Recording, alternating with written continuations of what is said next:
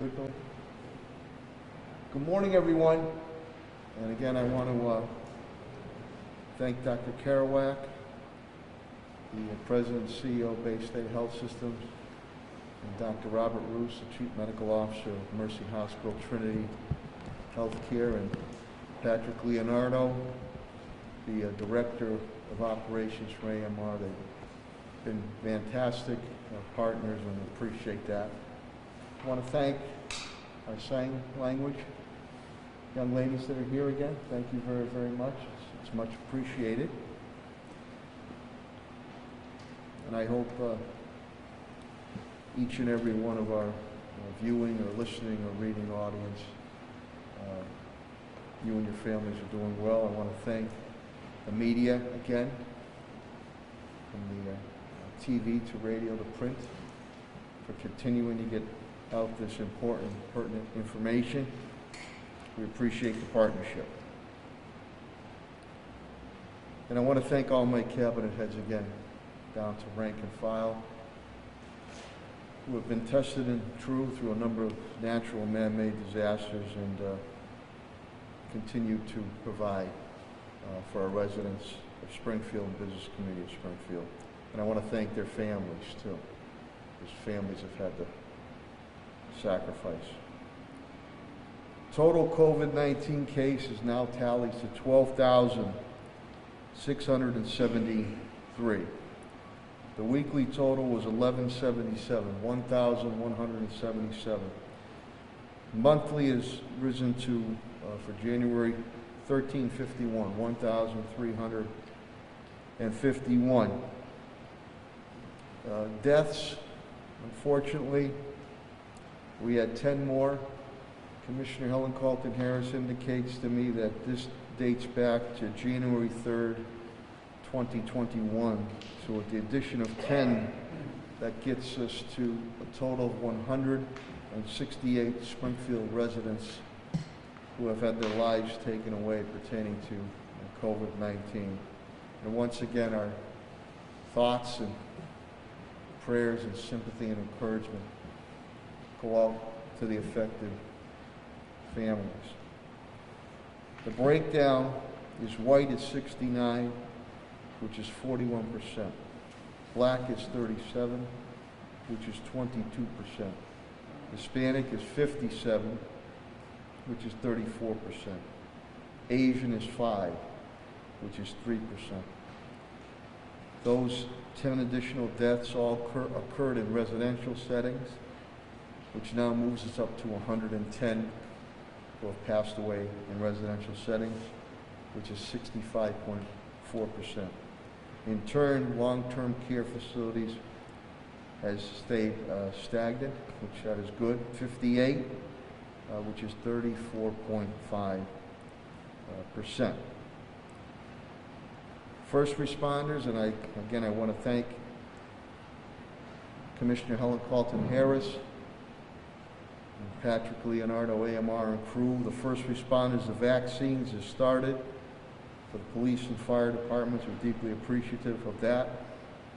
I'm also appreciative of Dr. Carow and Dr. Roos's efforts as they get their vaccines out. We also urge you to get your flu shots. I want to thank Superintendent Warwick, Patrick Sullivan, and Commissioner Helen Carlton Harris. We have tested our high school student athletes. 208 have been tested as we move into the winter season with a couple of sports. That's very good. My understanding is those student athletes will be tested 3 times. So the first is already done. So thank you to everybody involved on that.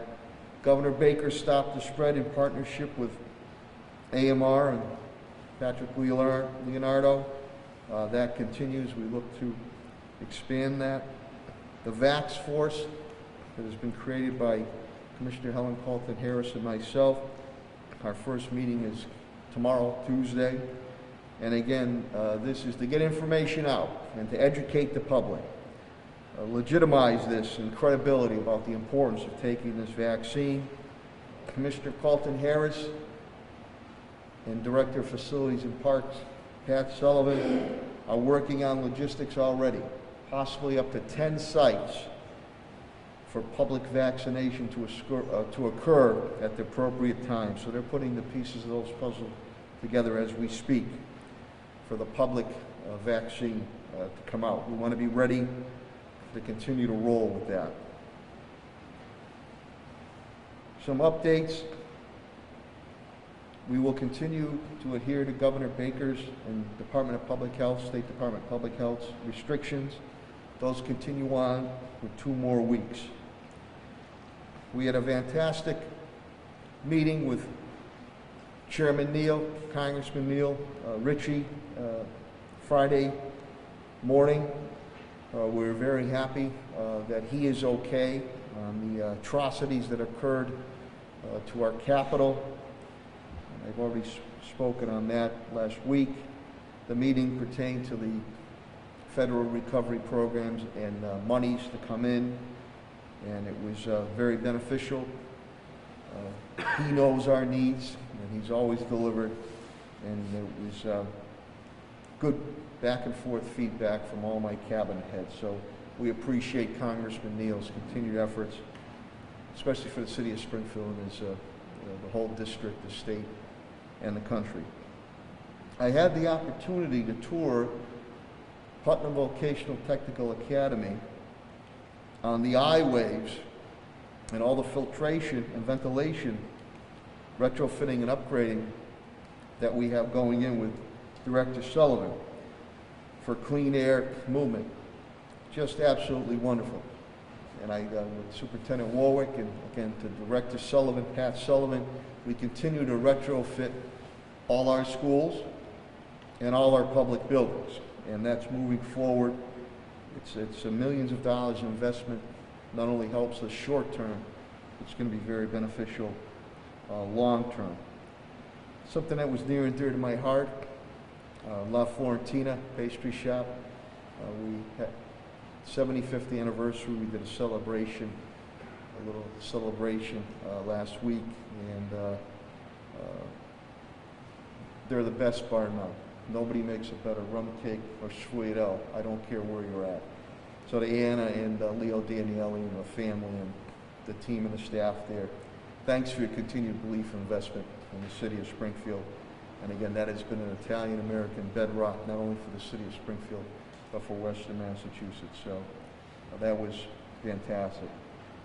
Some good things do happen like that, and I had the opportunity to meet a young lady, Alice LaValle, 100 years young. And I was able, the family had asked me, and I look forward to that. I was able to visit her home in a car parade, and on the porch, give her a proclamation. So, Miss LaValle, I know you might be watching. In Italian, we say chin down. Now I have to say chin to Deers, 110 years. And she was looking good, and she was sharp as a tack. Happy birthday. We are still going to continue to hold traditions that are sacred. And in turn, the Martin Luther King Day flag raising will occur here in the city of Springfield.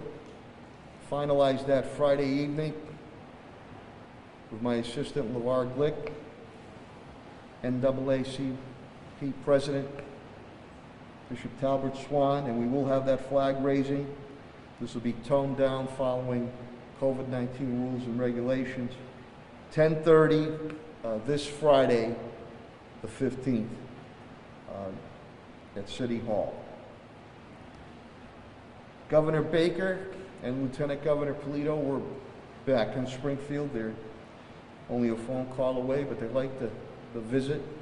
And even with the COVID going on, major announcement at our Springfield Innovation Center on Bridge Street, Mass Tech, broadband expansion, especially for gateway cities, $9.2 million. Comcast, Verizon, Charter Communication officials were there. Broadband access is extremely important, more than ever now with the COVID-19 we're going through. So we're very thankful to Governor Baker and Lieutenant Governor Polito. Martin Luther King Church, There might be an announcement coming out as early as today pertaining to that arson case, but just as important, we were with Dr. Reverend Avery last week and the Council of Churches, Archbishop Timothy Paul Bayman, to support and to donate to their rebuilding and recovery of the church. I continue neighborhood meetings. I met with the New North Citizens Council on housing and eco-dev development projects with Jose Claudio Molan, Director Tim Sheehan, Minnie Morero from my office, and Chief of Staff Tom Ash. In the spirit of cooperation, we'll start meetings this week with new Council President Marcus Williams as we look forward to do and work together for the overall good of the city.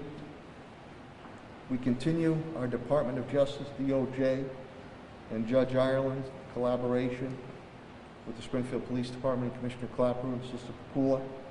I know we have another update call, conference call, coming up this week, so we can move to continue initiatives and resolve on police reform aspects. We continue the Oasis Food Bank at Central High School.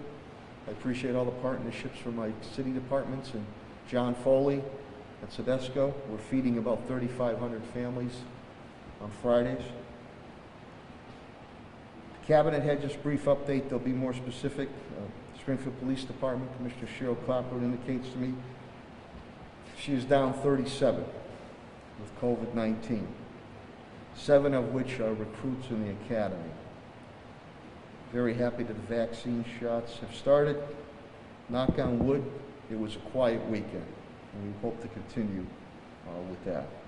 Springfield Fire Department, Commissioner Calvi indicates to me he's down 3, but he has 19 quarantined. Total 22. Vaccine shots again have started. There was a fire on Chapin Terrace, but overall it was a quiet weekend. I want to thank Commissioner Calvi. He's done yeoman work. We're going to have a United Dispatch unit very shortly in February. That's a major accomplishment for a city our size. So, major dispatch center, United Dispatch Center, and that'll be to be announced completed February. Superintendent Warwick continues. We continue to feed our students and families. We doled out 98,270 meals this weekend, which includes breakfast, lunch, dinner, and snacks. Overall, we have continued to feed our students and families to the tune of 5,400,266 meals. As I stated before, the retrofitting of the schools continues. The I-Waves at Putnam Vocational were very impressive. Student athletes have been tested, 208. And again, I thank Superintendent Warwick and Commissioner Helen Calkin-Harris. DPW front, Director Signoli indicates to me he's down 4 on COVID-19. Christmas tree pickups continue on your recycling day. You'll have some updates on the shared streets grants that we received, applied for, the bump out that will occur on Worthington Street for Theodore's Restaurant, the Main Street uplighting that's going to occur, the beautiful lighting, old school lighting you see at Worthington Street on the Theodore's area, the Fort area, Ladine's, we're going to be doing that. Main to Howard Street, also we're going to continue to do that. And the Tiffany Street culvert he'll speak of, we'd also receive funds to continue to secure that area. On the financial front, my Chief Administration Financial Officer, TJ Plant, indicates to me revenue loss since this has started is $7.7 million. There's been a little uptick in the loss of revenue for FY21, $2.87 million. Total in deficit spending and grants is $18.7 million. Of that, 11.2 we've been able to work through grants. We're still dealing with a $7.5 million deficit, which again, we're going to continue to be creative with grants and going after FEMA money for the residents and business community in the city of Springfield. Facilities and parks, Pat Sullivan again, he is down 3 with COVID-19. His team has done a fantastic job retrofitting our schools and all our buildings with the eye waves and the carrier air filtration. Again, he's working with Commissioner Helen Carlton Harris, potentially 10 sites, logistically 10 sites, so we'll be ready to rock and roll for vaccine distribution to our public as soon as possible. He'll also indicate, I know he's got a cover at 11:30 for me, but many people are asking for events, meetings down the road. If you could please be patient, we will assess everything as it comes in with Commissioner Helen Carlton Harris, but even though it's months down the road, we have to see how the virus goes and how the vaccine distribution continues on. The Sear Arena will continue to assess, but it will continue to be closed following the governor's guidance. And Director, Chief Development Officer Tim Sheen will speak to you about the federal employment aspects and the Congressman Neal meeting. He is down COVID-19. He is down 4 employees. Law, HR, Labor, Solicitor Ed Pakula and Attorney Bill Mahoney. Again, Ed, the DOJ conference calls continue. Attorney Mahoney indicates to me the federal unemployment level has stayed status quo at 6.7. We don't have the state or city of Springfield in yet. What was a little bit of alarming is that there was an unexpected loss of jobs. So that's the brief update, and with that, we will again follow with Dr. Kerouac and Dr. Ruse to make the presentations, and subsequently after they speak so they can go back to their medical establishments, they will take questions from the press. So now I will welcome the President and Chief Executive of Bay State Health Systems, Dr. Mark Kerouac.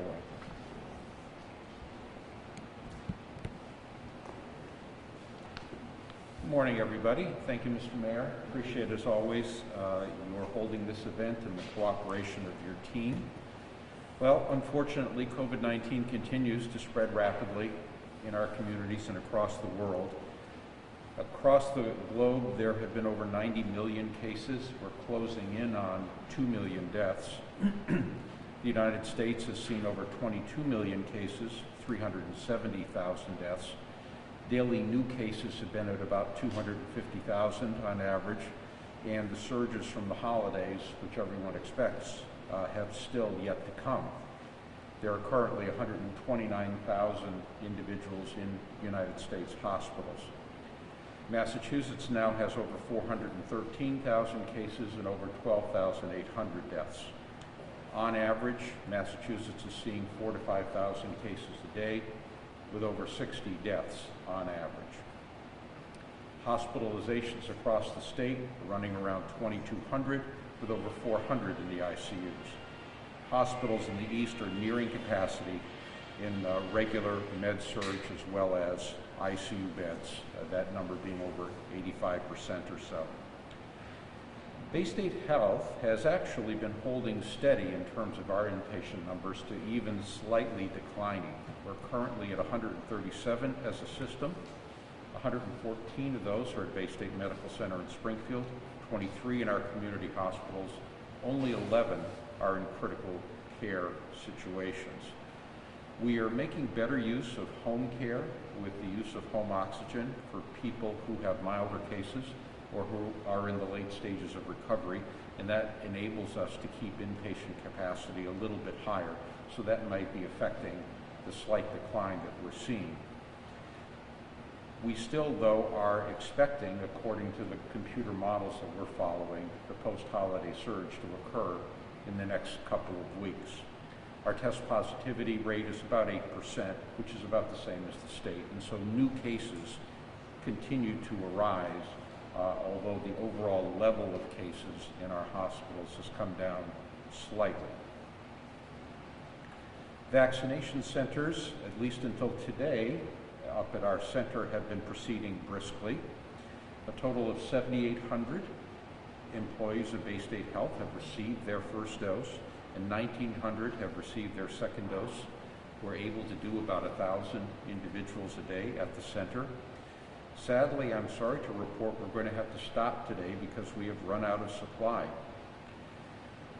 And we don't know when our next shipment is going to be coming. About 1,900 employees have declined. That's about 20% or so. Roughly 60% of those are soft.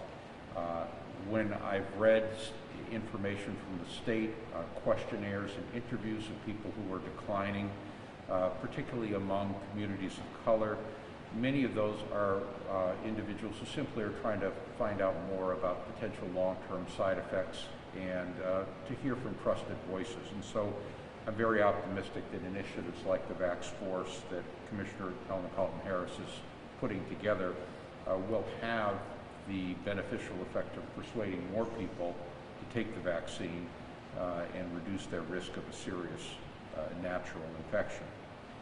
Among the people who we vaccinated, sore arms are pretty common. There are occasional flu-like symptoms, particularly after the second shot. However, fewer than 10 people out of the nearly 10,000 that we have vaccinated have had serious allergic reactions that have required medical treatment. And so we figured that that's an acceptable safety performance. We have been designated a depot for vaccine for private practice providers. These would be private doctors and their staffs in the community. And we will either begin to distribute them to the offices or to vaccinate those individuals if that's what they'd like when we get our next shipment. The state is continuing to follow its plan, which is available on its website, Mass COVID-19 Vaccine Plan. Phase 1, which we're pretty much well into, we're healthcare workers and long-term care residents and staffs of those facilities. Happily this week we'll be starting first responders.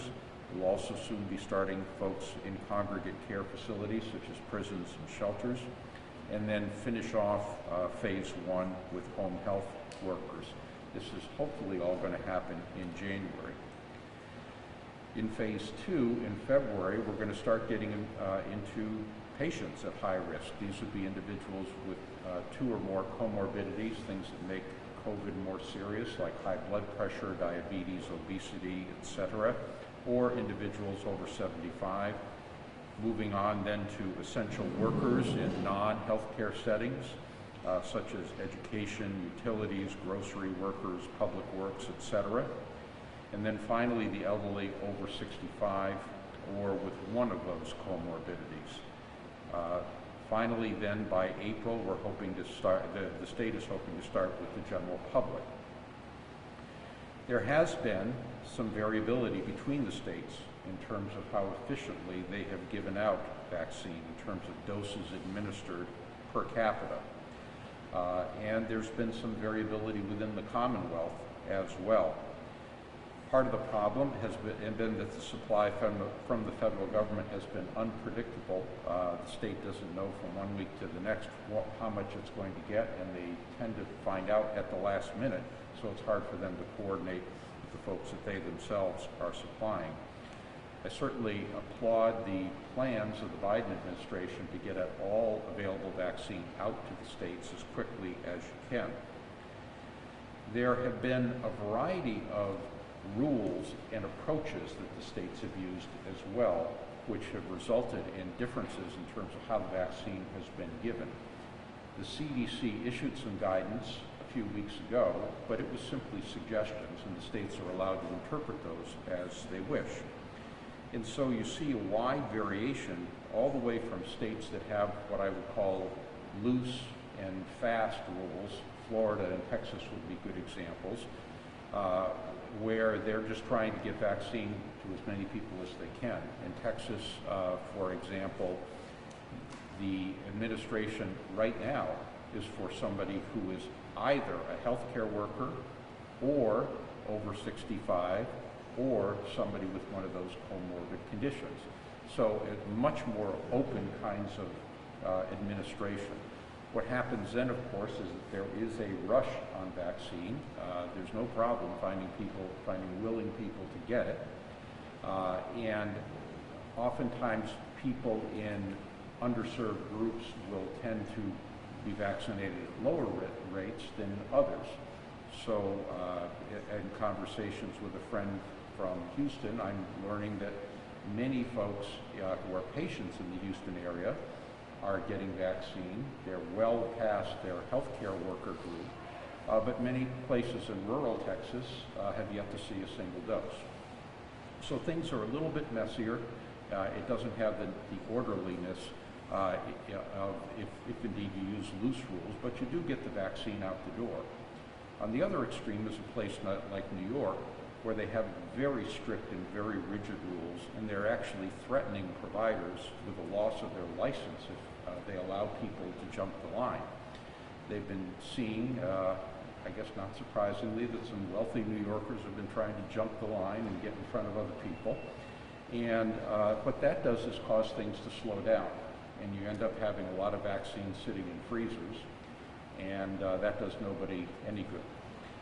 The hope is that we in Massachusetts can find a happy medium between those. Right now we are a little behind Connecticut and Rhode Island in terms of the rate of vaccination per 100,000 people. We are vaccinating about 6,000 to 7,000 individuals a day, and that's nowhere near fast enough. If you do them, we've given out 150,000 doses of 328,000 doses that have been received, so there's still a fair amount of vaccine that's yet to be distributed. We are going to need to get up to 40,000 to 50,000 vaccines given a day if we're going to make the timeline of getting everybody vaccinated by the summer. So we can expect a lot more places to come online, large centers, multiple sites, and that's assuming the product is available. We definitely need to pick up the pace, and I know the state has a number of plans to make that happen. If you want to learn more about the vaccine or how it's rolling out, you can go to the Bay State Health website, baystatehealth.org, or to mass.gov and hit on the vaccine link, and they've got good stuff there as well. In terms of the actual infection and the virus itself, what happens in the next few weeks depends a lot on what folks did over the holidays and how well they're lying low now if they chose to travel or be with households other than their own. Remember to get yourself tested if indeed you have done that and start having symptoms. And for everybody, until we get to that point where we're vaccinating at a rapid clip, continue to follow that public health guidance of masking, social distancing, and hand washing. And that even includes people who have been vaccinated, because 95% protection is not 100% protection. You do not want to be the vector for others, even if you've gotten vaccine. So, Mr. Mayor, thanks for the opportunity as always, and I guess I will pass it over to Dr. Rob Bruce, the Chief Medical Officer at Mercy Medical Center. Thank you, Dr. Bruce. Thank you, Mayor. And thank you, Dr. Carow. It's great to be with you again this morning, and thank you to the media for continuing to cover this important issue. This morning, I'm going to just jump right to the point as well. At this point right now, despite all the things that we've learned and all the things that we have done, the state of the pandemic at this moment is as bad as it's ever been when you look at the metrics.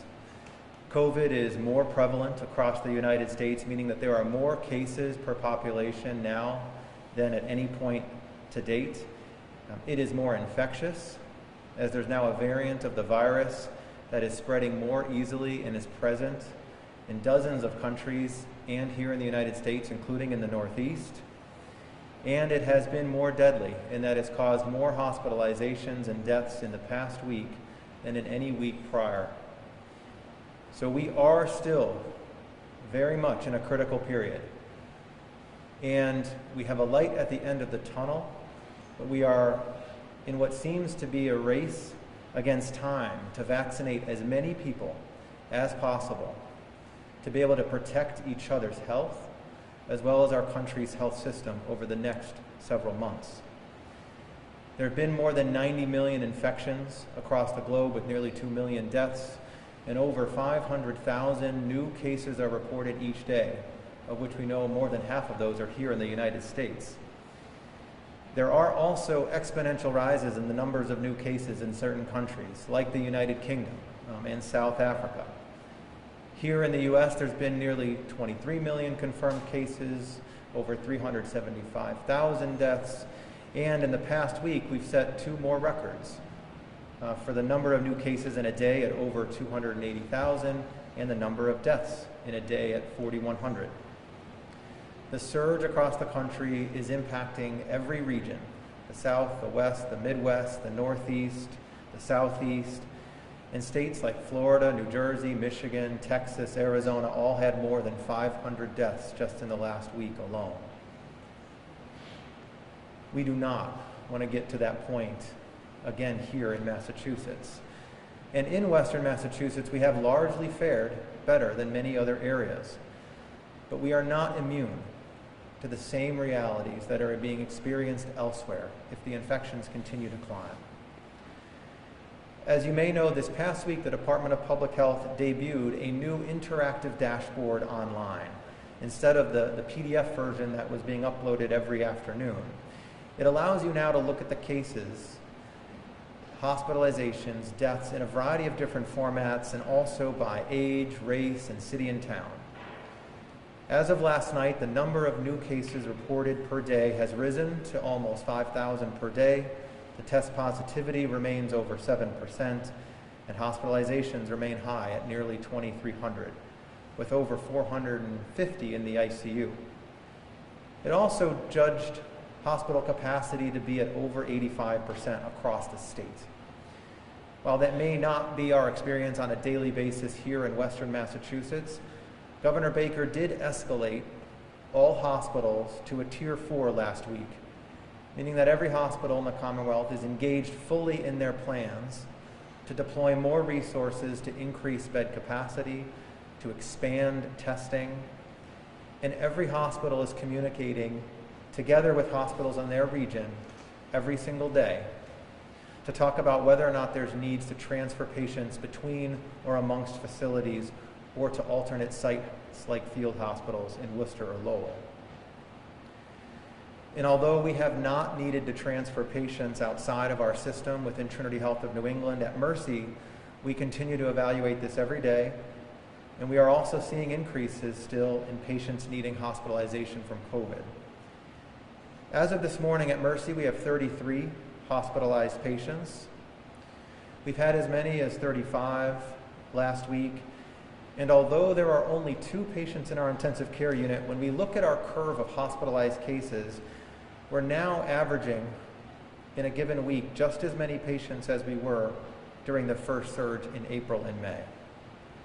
So our curve now looks exactly like a U. We're right back to where we were. And that's in addition to all the other patients, about 3/4 of our hospital, that continue to receive care for other conditions like heart disease and stroke, cancer, infections, injuries, giving birth, for example. So just like it was then, our message to you now in the community remains the same. We are here for you. We continue to provide all types of care, have the latest therapies for COVID, and care for all types of conditions. We have expanded our testing, but we've seen our test positivity rate actually go up to now 13% in the past week. We do still have adequate supplies like ventilators. We have the adequate PPE that we need and good resources to support that.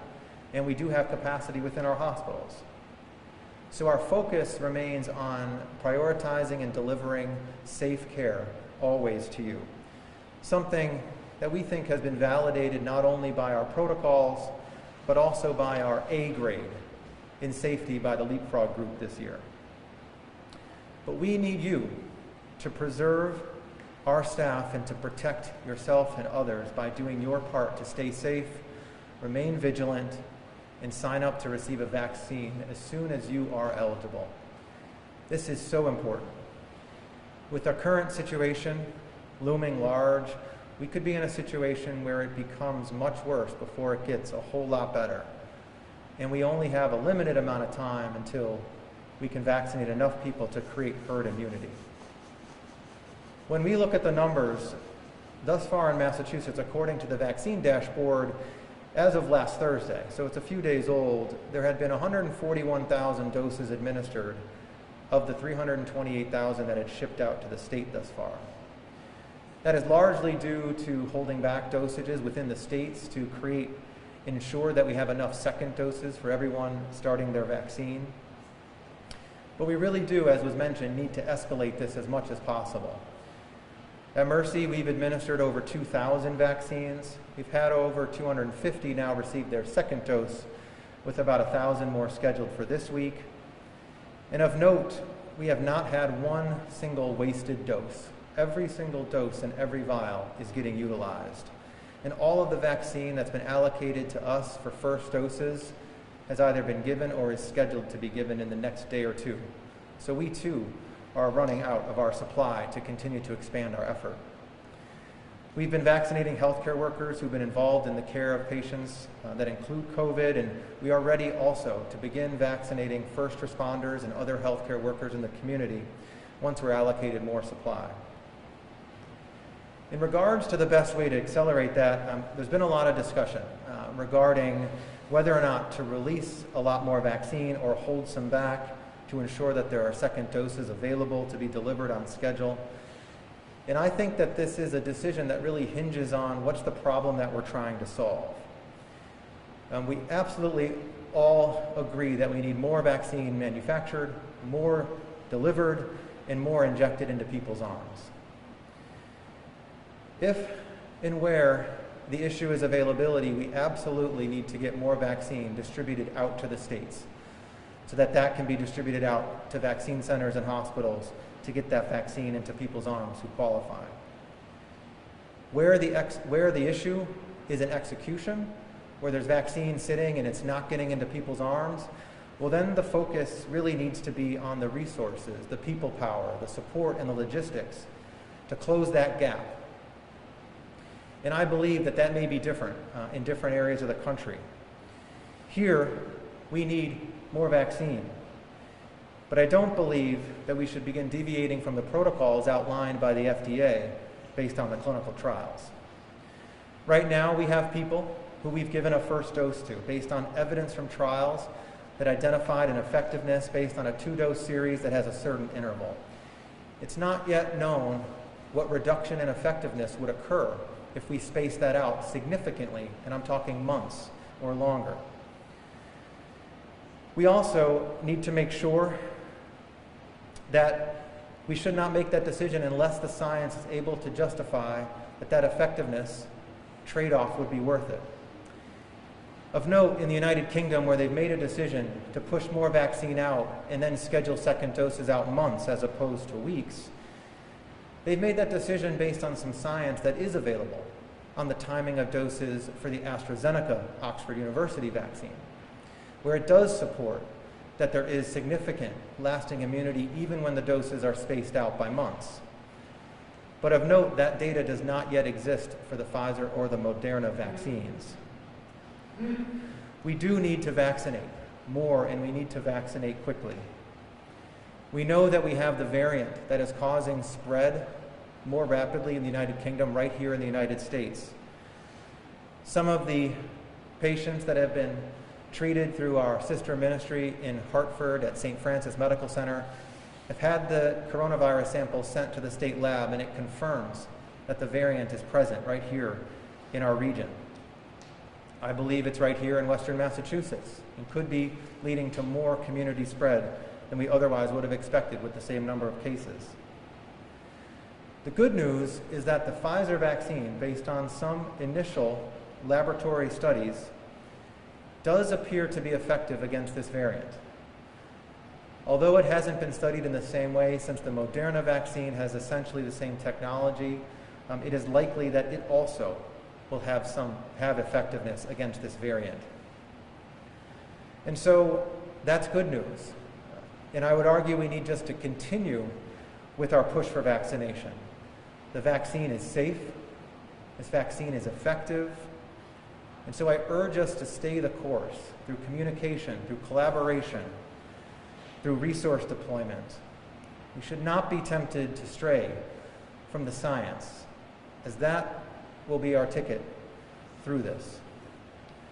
We are facing a potentially dark moment, but these vaccines, for all of us, for me, for you, for your loved ones, and our entire community, remain the light that can lead us through it. So please stay safe, remain vigilant with masking, avoiding gatherings, maintaining physical distance, and sign up for the vaccine as soon as you are eligible. Thank you. Thanks, Dr. Roos. Dr. Roos and Dr. Carow will now take any questions or comments, and the rest of us here before the 2 minutes here before we talk about that. If you have any questions or comments, Dr. Carow, Dr. Roos. Paul, go ahead. Paul, go ahead. Thanks. Dr. Carow, you said that you're just about out of your supply. You don't know when you're going to receive more. How many of your employees have been vaccinated? We have 12,000 employees. 78,000 of them have received at least, 7,800, pardon me, have received at least 1 dose.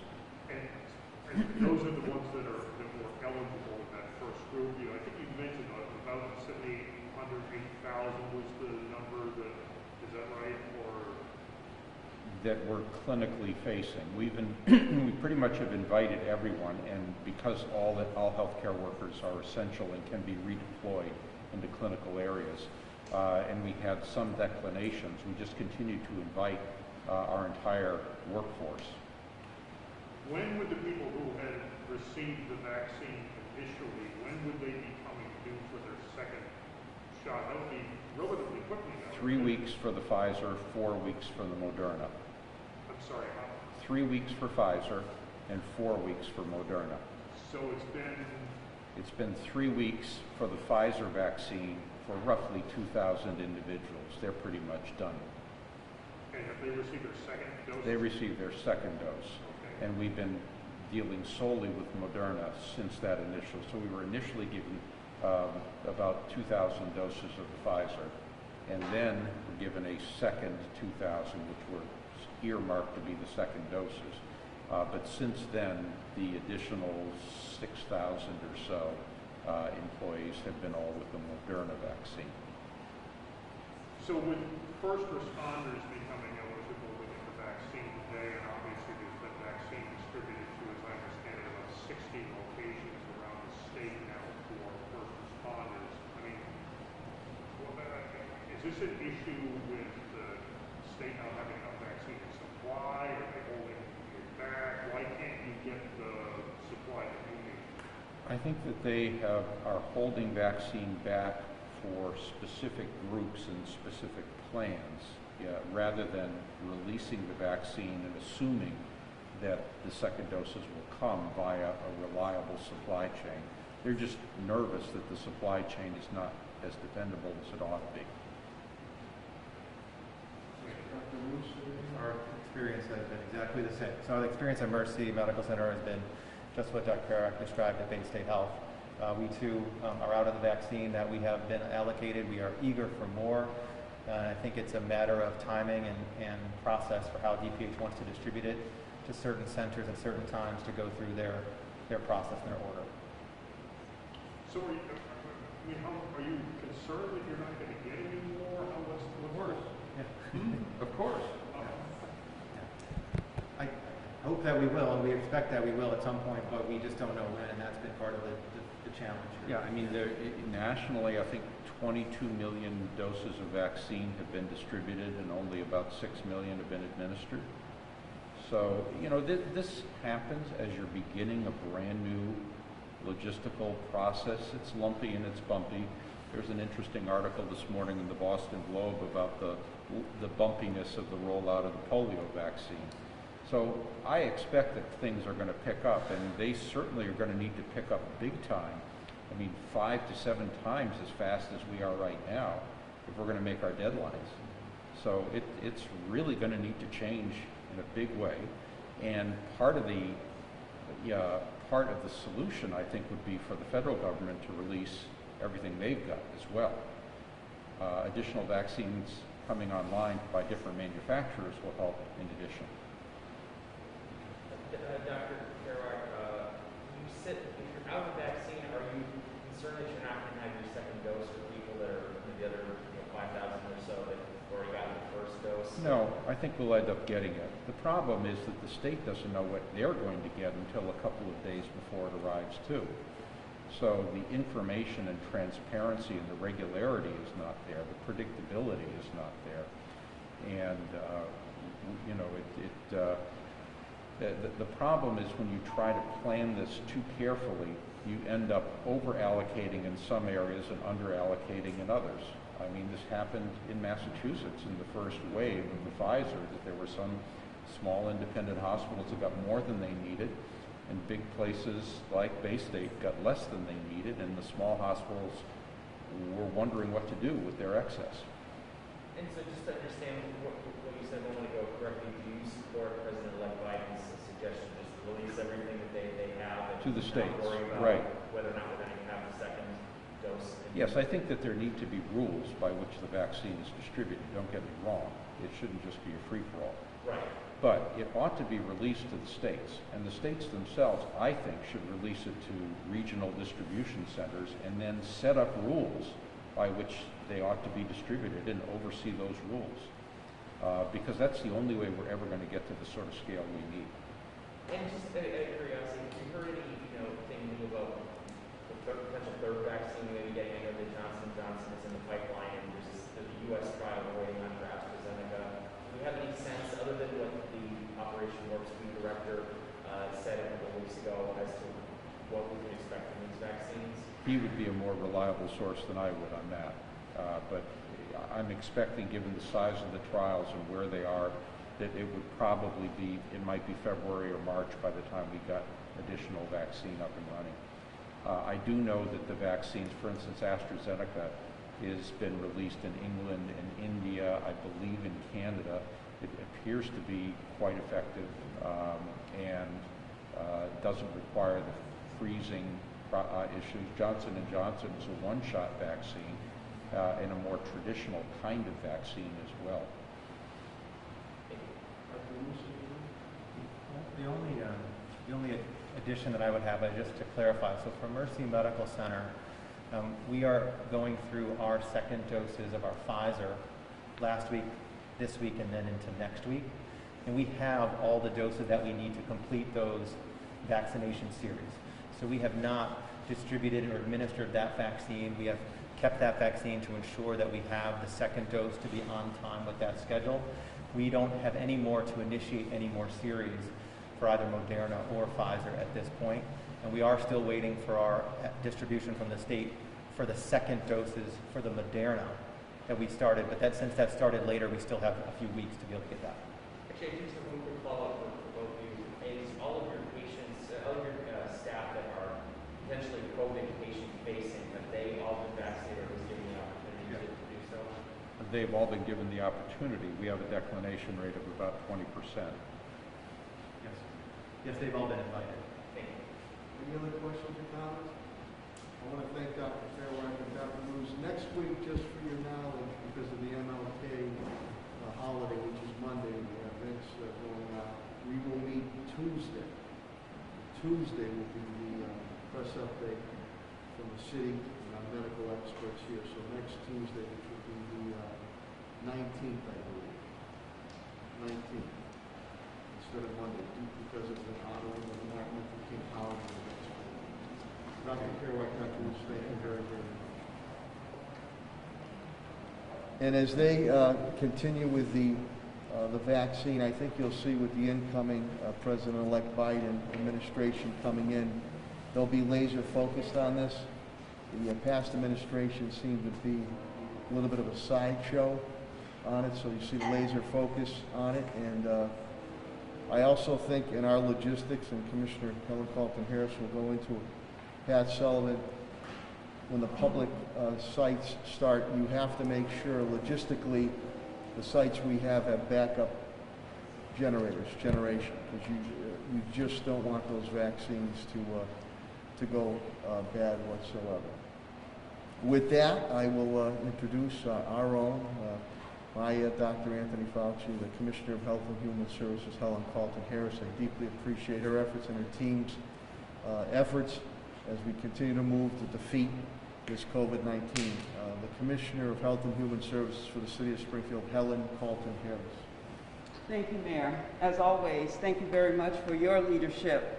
Good morning. I am going to begin with the data. The data that I'm going to begin with to my left is the line graph that looks at the number of cases on a monthly basis.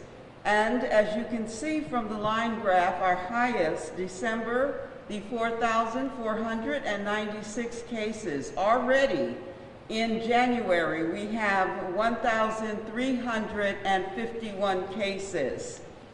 The next area is the confirmed cases from January the 3rd to January the 9th, 2021.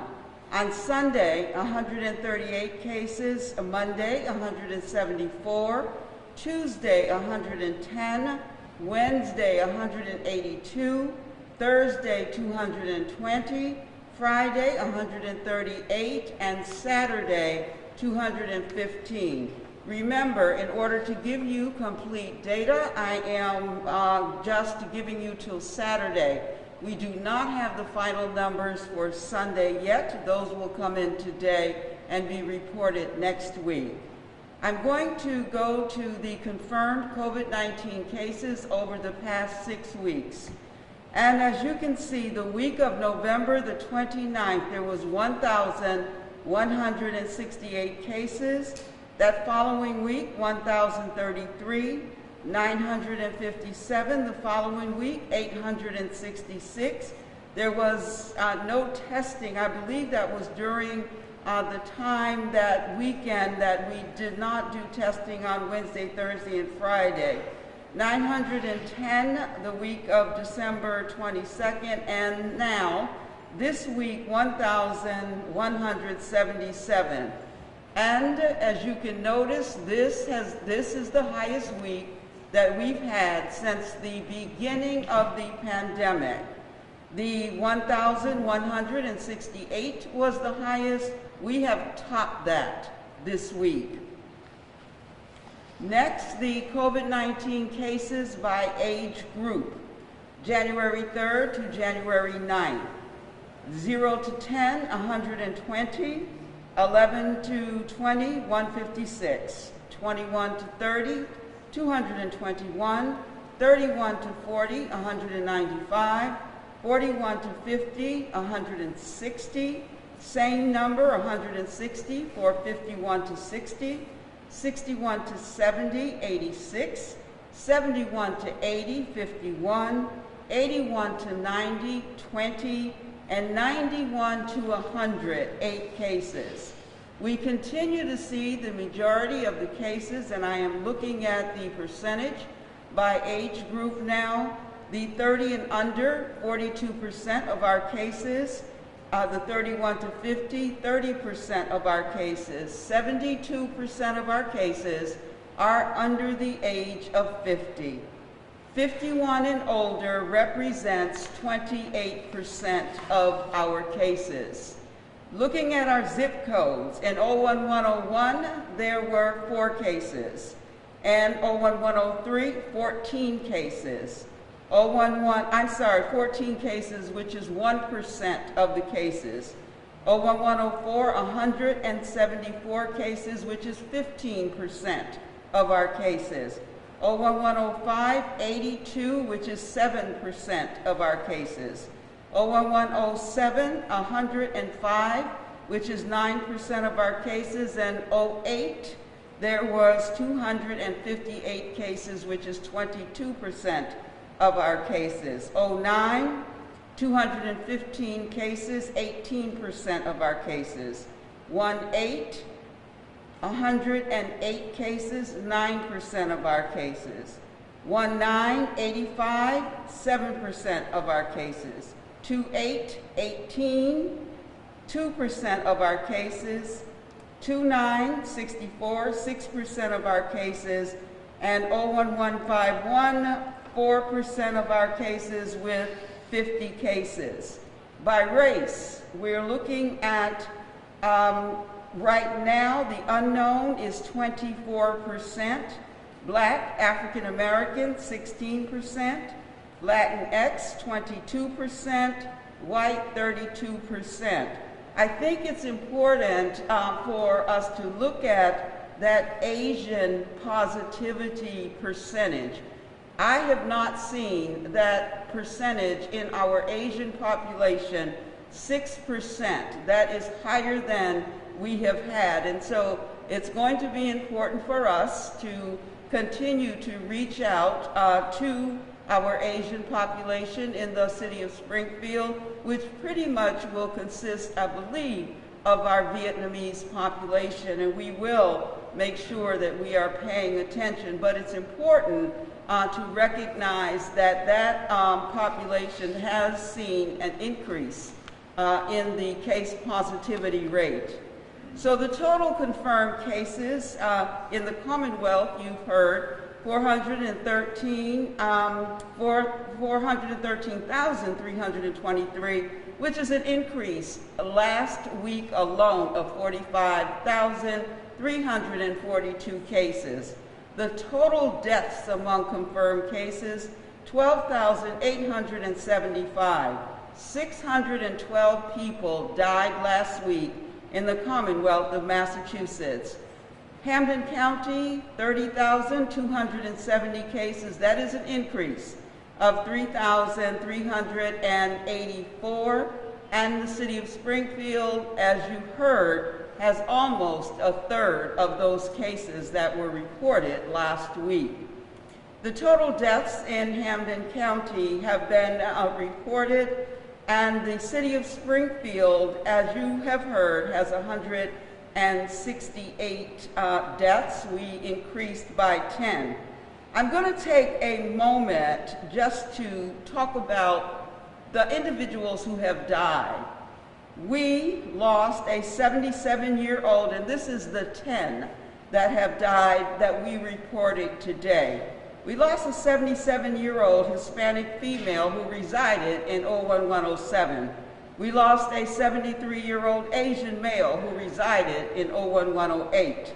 We lost a 53-year-old Hispanic male who resided in 01105, a 69-year-old Hispanic male who resided in 01109, a 68-year-old Hispanic female who resided in 01109, a 77-year-old black male who resided in 01109, a 73-year-old black female who resided in 01104, a 78-year-old white male who resided in 01129, a 87-year-old Hispanic female who resided in 01107, a 79-year-old white male who resided in 01118.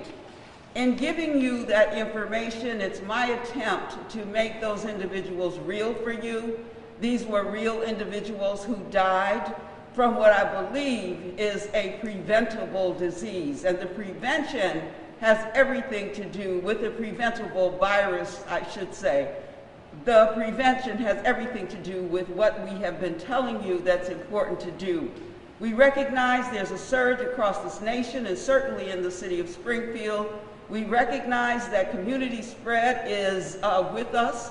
It is all over the place. It is pervasive. However, we do have choices. There are things that we can do so that we don't continue to report the number of deaths. As the mayor said, this is only to January 3rd. I am confident we will continue to lose individuals in our community, and I'm confident also that this does not have to happen. We are doing the PrEP mod registration right now for first responders. Our vaccine rollout will start tomorrow. Again, this is for first responders only at this point. They have pre-registered through PrEP mod, and we will begin that vaccination process tomorrow. The site is at Bowling School that has been published. We have developed a clinic operational plan, so we believe that we're prepared to move forward. We will continue to work with facilities to think about when we vaccinate the general public and how we roll that out, and really what our role is, because that has not been established for local boards of health but we will continue to move forward. AMR testing, amazing job. The superintendent will report on the testing for the student athletes, but to date, AMR has tested 108,690 individuals. That is unprecedented. 45,923 of those are Springfield residents.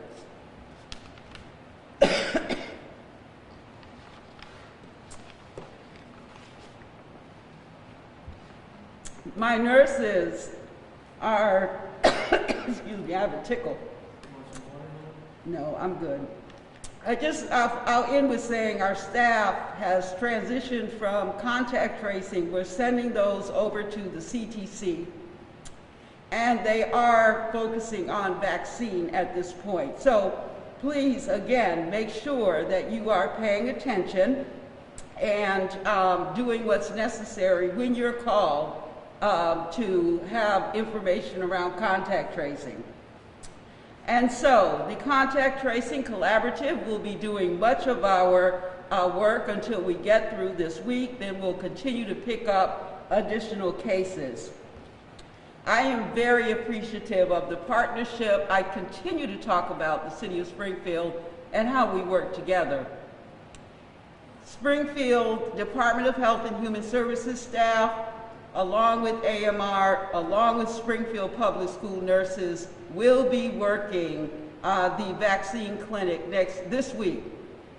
That is amazing because it shows once again how we work together, how we help each other, and so I am really confident that we will run a very comprehensive, concrete, and smooth operation tomorrow and for the rest of the week. So thank you. Remember, again, watch your distance, wash your hands, wear your mask, and please stay home if you're not feeling well. Thank you. Okay. Thank you. Okay, here's some water for you. Thank you, Helen. Thank you, Commissioner Carlton-Harris. We will now go into the public safety component of this COVID-19 update. And we will start off with the Fire Commissioner of the Springfield Fire Department, Bernard B.J. Calvin.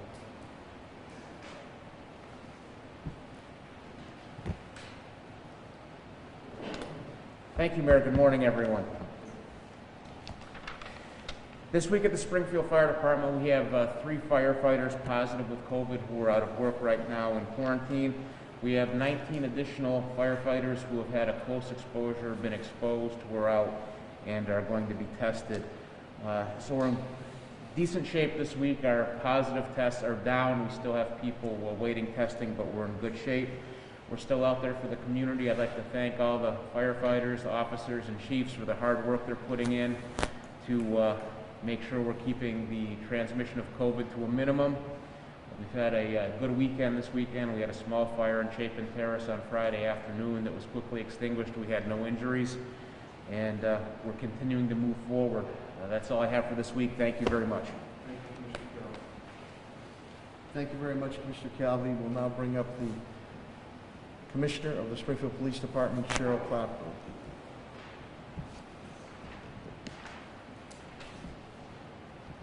Thank you, Mayor. Good morning. As noted, the Springfield Police Department, we're down 37 employees. That's 28 employees testing positive, and that's 9 who are quarantined or awaiting test results. Of concern to me is 3 recruits are in that positivity number, and 4 recruits are in the number that includes quarantine or awaiting test results. This was because of the class being split. Part of the mandate in the recruit class is EVOC training, emergency vehicle operation classes. They go to Fort Devens. They travel from East Street and they go to Fort Devens and they spend all day there. Apparently there was a positivity outbreak. They have all been isolated. 3, like I said, tested positive. So the cruisers are cleaned again. I want to thank Patrick Sullivan. The station is being cleaned constantly. We have all the air clarifiers in operation. I hope that it doesn't mean any type of a delay in getting the class out. Again, I look for this class to graduate in April. We need them out as soon as possible. It is a mandated class, so we're working with the state police. They're the instructors on that class. They have been notified, and hopefully we won't miss a beat with the academy getting out. That being said, I'd also like to thank Commissioner Helen Carlton for her assist.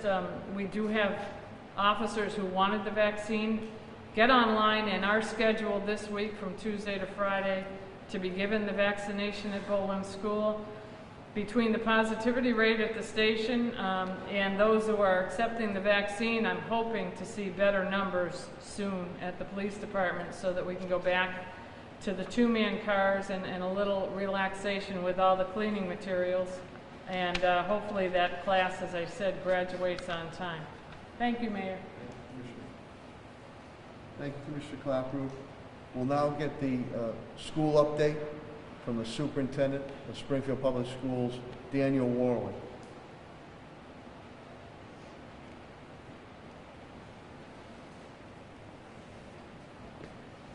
Thank you, Mayor. Morning, everyone. So our meals program, we continue to help the community meet the food insecurity need. Year to date, since we closed down in March, we've provided 5,400,266 meals, 98,220 this weekend only. So again, we have 18 sites going on that. That's been an enormous success, and I'm very proud of my staff. Another positive number for us is our attendance. Our attendance rate remotely has actually increased in the last few weeks.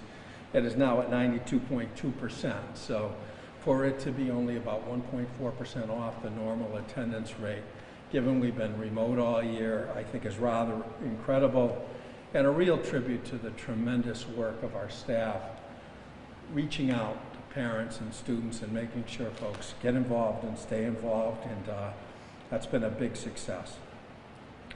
As we've said before, but just reminding everyone, our school committee did have a reopening vote talking about our large group of students coming back at the beginning of the fourth quarter, which is early April.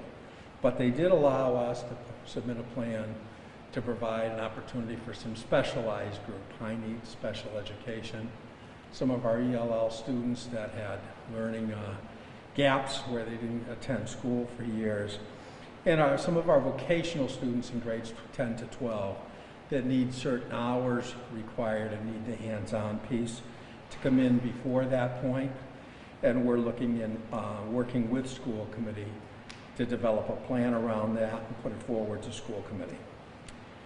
In conjunction with that, we've been working very closely with Pat Sullivan, the mayor, and Bob Kirshner. We're doing a tremendous amount on the ventilation systems in the schools, and I know everyone's heard a lot about ventilation systems since this started, but we're really doing some significant work, over $1 million worth of work, thanks to the mayor's support, not out of the school budget. So, you know, our schools, from a ventilation standpoint, will be ready in early March for a safe return for our students in light of this COVID situation. This is more work than any school system in the Commonwealth has done, and again, it's due to the mayor's great support. So when our school committee is ready to return, the ventilation systems will be improved in all of our buildings significantly. Flu shots, just reminding parents to make sure we take care of the flu shots. We did get a little extension on that through January and February, but we still want, before students return, for them to have taken care of those flu shots. Mcas testing, there's been some clarifications. We don't have to do the 12th grade retest for the class of 21. They're going to go with a CD requirement. So that was good news from DESE. And all the other testing has been put back into the spring, but there's still a lot of discussion about the importance of taking those tests this spring. DESE is talking about a reduced testing protocol, and there's still going to be more discussion and input on that.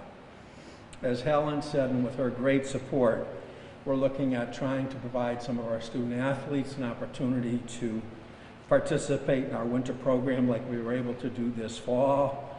But with that, we decided to do 3 tests. Again, our health commissioner gave us advice that doing 3 tests with all the students would be a really good safety protocol, so we're going to do those tests. We've completed 208 tests so far for our winter athletes coming in, and only 5 were positive. So that's absolutely tremendous and gives us a good signal we'd be in good shape to start our winter program. And again, that's basketball and swimming. Wrestling has been put off till the spring. And again, another thing that's gotten some attention statewide is the new student learning time requirements, DESI passed, for both remote and hybrid learning. And our remote plan exceeds the requirements, so we didn't have to modify our plan. So we're where we need to be relative to the amount of instructional time for our students. Thank you.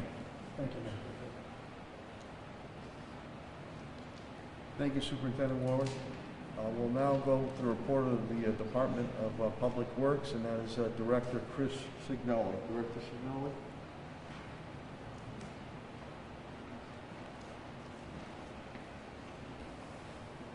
Mayor, thank you. The DPW has 4 employees out due to COVID. We are in the 2nd week of 4 weeks picking up Christmas trees around the city.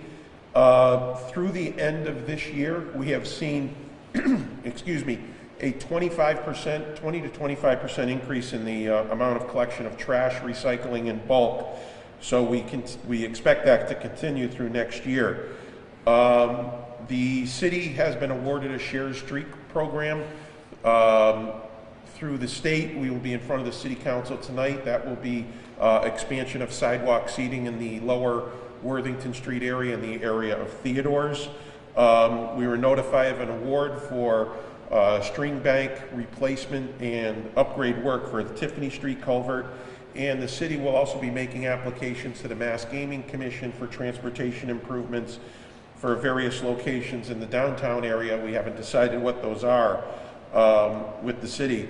A few weeks back, 2.5 weeks ago, we received a major donation from MassCon with regard to PPE, and that is being distributed throughout the city with the city departments, and it has been a major help for each of the groups in the city. With that, I am all set, Mayor. Thank you very much. Thank you, Director Signoli. Pat Sullivan is covering 11:30 for me. We received his update, so we'll go again. Springfield's in the business of doing business, and I'll now bring up the Chief Development Officer of the City of Springfield, Tim Sheehan.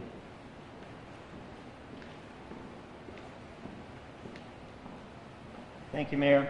I just wanted to take a moment to unpackage some of the information that was released in the federal jobs report that was released on Friday.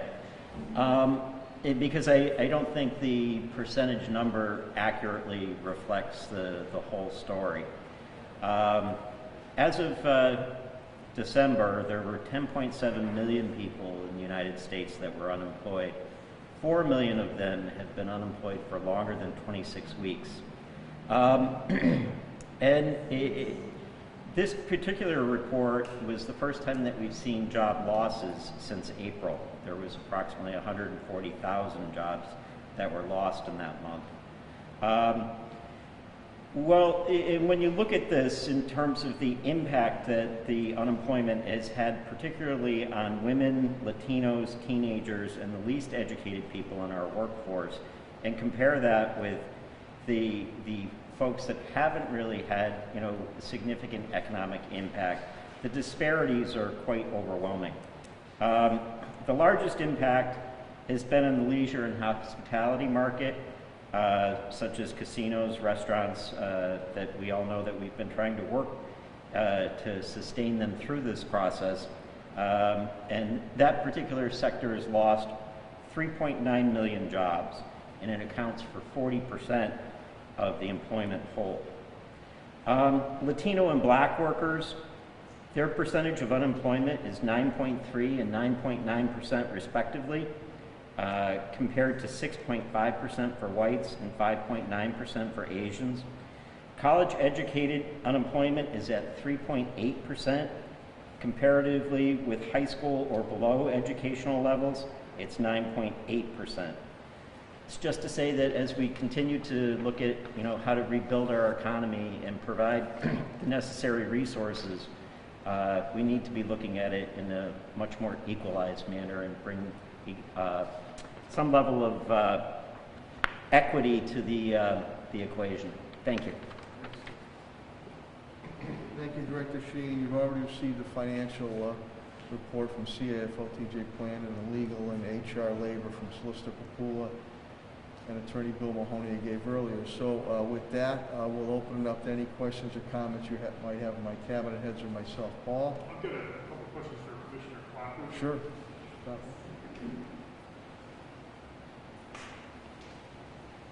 Hey, Paul.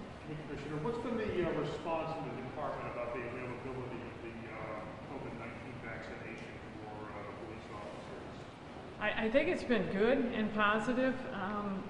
It's hard for me to give you a number of percentage of officers that are going to partake, and it's only because I've had so many positives. And those who have tested positive are getting advice from their physicians about how long from the positive do they get the vaccine. Some are saying 60, some are saying 90, some are saying get a blood test. So it's hard for me to determine, but I do know when the appointments first came out, they filled up quickly, and people know that it's serious and that we want to get back to work the way we know it. So between those who've already tested positive and people taking the vaccine, I'm hoping that we're covering 75 to 80% of the department. And you've had, what, over 130 positives so far, right? When we start to add up all our positive tests, yeah, I think we're around 130. And you're talking 483 sworn, and then our civilian component. So we've had our share. So I've encouraged it. Get the vaccine if you haven't had a positive, and the sooner people do, the sooner we can get back to where we operated before. And you've had it, right? You took the vaccine? I did. I was administered the vaccine Friday morning, and I'm telling everybody that wants to know that I had exactly 0 side effects and feel wonderful, so I'm encouraging the vaccine. Thank you. And if I could, the same questions for Commissioner Galvey on the response to the fire department. How are you? Fine. We've had pretty good response for people wanting to take the vaccine. People are signing up. So hopefully we'll reach 70% of the department who wants to take it. We haven't been quite badly as hit as the police department, but we've still had quite a few members test positive, so it's the same thing with their doctors advising them they need to wait before they take the vaccine and be tested. Did you take it? I had it Friday morning. I was actually the first one in line. Friday morning I got it, and I haven't had any symptoms, so I'm encouraging everybody to take the vaccine. Thank you. Commissioner Clapper, I was curious if you had been in touch with or any communication with the FBI or federal officials given the sweep of what's been going on following the Capitol. I don't know that anybody specifically from Springfield has been identified or thought of, but I was just curious if you've been in touch with federal departments. I know they do. Yeah, sure, Matt. We were in touch with them right after it happened as far as any information that affected Springfield. So we were put in touch with the Fusion Center. Our crime analysis paid attention to any postings. There was, yesterday started a little bit of a Trump rally, and it seemed to have fizzled out before it got going, but we are in touch with FBI and U.S. attorneys, and we will continue to be to monitor any activity in Springfield. As far as in touch with anyone who was there at the Capitol, no. The Capitol Police, no. I felt bad. It was awful. It's a terrible tragedy. And as I said on a radio show, I think it was Friday morning, what we have done here to prevent such a thing is thanks to the mayor's support and our planning with our state police partners. The protests we had, we overly prepared for. So what went on there exactly, I don't know. I don't know what they asked for in preparation or what they were given in preparation, but I do know that We have taken everything serious here, and we fully prepare here. We over-prepare here, and that's probably a big difference. You mentioned that there was some kind of thing that was kind of Trump-related that happened. Was that around here specifically? That was starting in Ludlow, and there was some activity on Facebook that it may come to Springfield, and it never came to fruition. And one of the things that obviously is very conscious of a lot of people is that there was a very disparate response compared to some of the protests that happened over the summer. Obviously, you can't prove a negative here if you had a massive Trump rally in Springfield, but there is the preparation would have been is the same regardless of Absolutely the same, and I think that's why we've kept things down. We've taken the hard stance. The line doesn't bend for anybody. If you do something that is an arrestable offense, we will make the arrest. We will enforce the laws, and that would go for anyone, any group, any time. And just one more question on that. And I realize it's complicated because obviously people are entitled to their own political beliefs, including members of the force. But is there any, concern, effort, cognizance about some of the growing, white nationalism or violent behavior that we have seen among some people within law enforcement? And there's been reports in Seattle or Seattle Police Department or North Carolina police departments who were at this rally. So I'm just kind of curious, what are you doing to kind of monitor your own house for potential problems with extremism? Exactly. I don't want any embarrassment to the Springfield Police Department, so we have reissued our social media policy. And by just enforcing that social media policy, that they not violate that they not embarrass the department or the city, I think we're keeping a lid on it. Most of our officers understand that it's a law enforcement line they should take, and we represent and we support law enforcement, and that's it. The other beliefs can stay at home, and we encourage them to just do their job. Thank